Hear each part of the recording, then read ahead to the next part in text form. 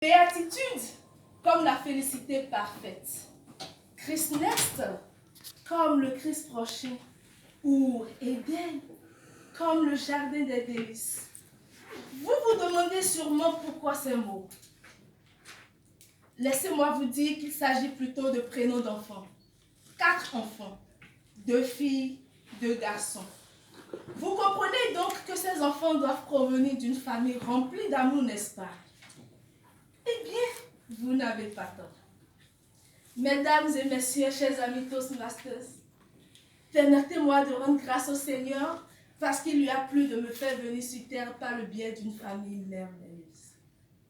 Rhodes Deschamps Nyolonfon, on m'a nommé ce 16 mars 1987, alors que je venais d'ouvrir mes yeux sur ce nouveau monde qu'est la vie.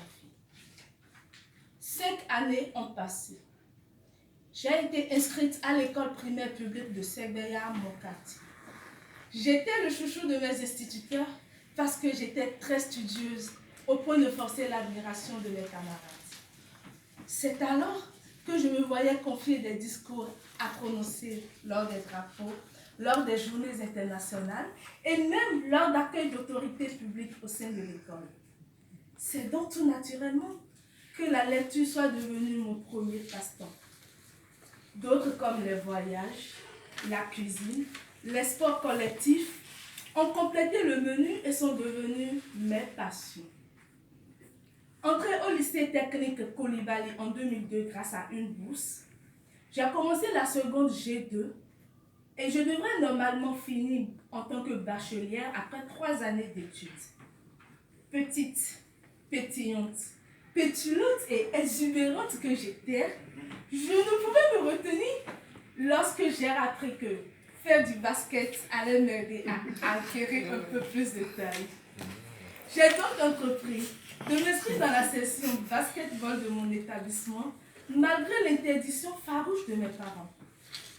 Tout allait si bien, lorsqu'au jour fatidique où, lors d'un jeu, j'ai été violemment poussée par un adversaire et j'ai cogné la nuque contre le béton du terrain de jeu. C'était à 2 mois des examens du baccalauréat.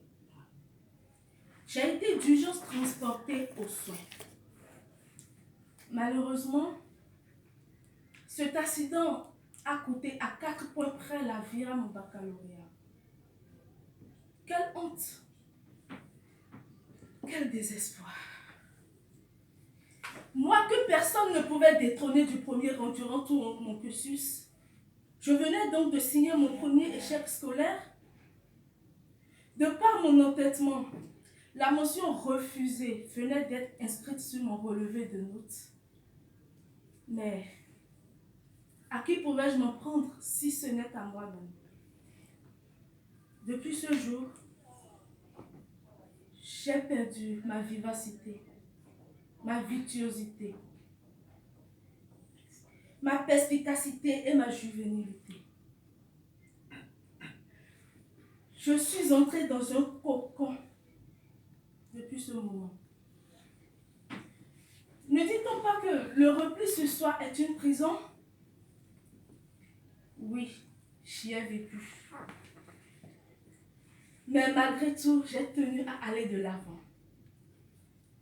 Titulaire aujourd'hui d'une licence en gestion logistique et de master en gestion des banques et finances, j'ai à mon actif près de 10 années d'expérience professionnelle et je continue mon aventure professionnelle aujourd'hui au sein de NTA Bank. À force de s'accrocher au passé, on se condamne à ne plus avoir d'avenir. Cela est vrai, puisque volontairement ou involontairement, je me suis enfermée au monde extérieur depuis mon échec au bac de lycée. Ayant en horreur le mensonge et l'hypocrisie, j'ai tout fait de trouver des raisons de porter une carapace qui ne me ressemble en rien, celle de la timidité. Mais aujourd'hui, ayant compris que les plus grandes victoires ne s'obtiennent jamais dans votre zone de confort, j'ai décidé de dépasser ce trac, de dominer cette peur, d'acquérir du leadership et d'aller de l'avant en mettant toutes les chances de mon côté. Louis-Augustin a dit, toute gloire ne s'achète pas au prix du sang et des rues.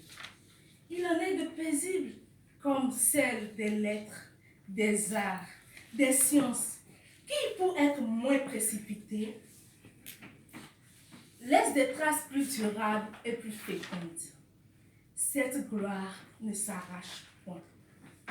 C'est le fruit de long et persévérant travail qui, cueilli avec patience, se goûte avec modestie. Ces mots, chers amis, pour vous dire que je suis gai ce soir. À l'idée de partager avec vous ces moments forts, à l'idée de pouvoir rassembler mes forces et mon courage, de vous regarder, de regarder mon mentor droit dans les yeux, de lire sa joie et de pouvoir dire qu'enfin, j'ai pu briser la glace.